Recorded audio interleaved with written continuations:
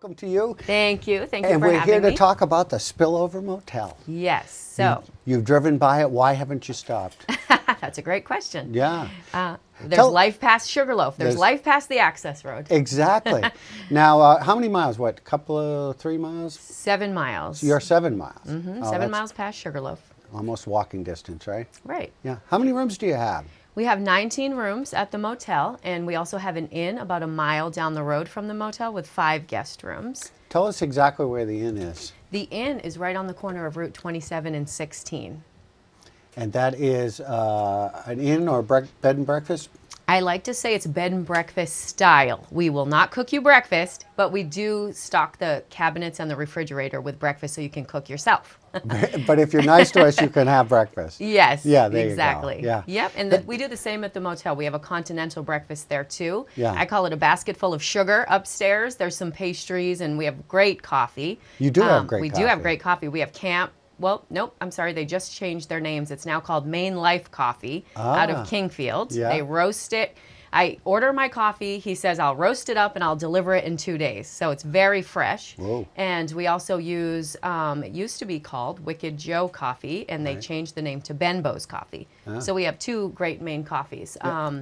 And then we also stock our community kitchen at the motel with eggs and English muffins. So you can also cook breakfast yourself at the motel. So either place. You know, breakfast is something that sometimes you have time for it, sometimes you don't if you want to get out there and ski, right? That's right. So you can grab a quick one. And Andy's got your website showing right there. Now you have some different events. I know we've talked about some events you have in the wintertime, huh? Yes. We're kind of slow right now for events because it's so busy at the motel. But coming up this spring, we want to start our Farm Fresh Fridays again.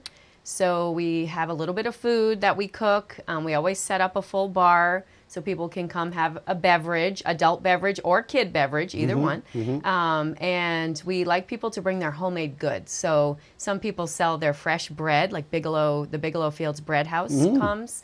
Some people make homemade pickles, and she calls them Jenny's Quickles, and she sells those. We have a lady from Rangeley that sews bags and dresses, and she'll come set up a table. So we have all kinds of local vendors selling their homemade goods. Right. So that will start probably the end of May is when we're going to start that up. And we try to go every Thursday throughout the summer. And we do have live music as well at these events. Nice. Yeah. Now you got a pretty good sized area and beautiful surroundings there.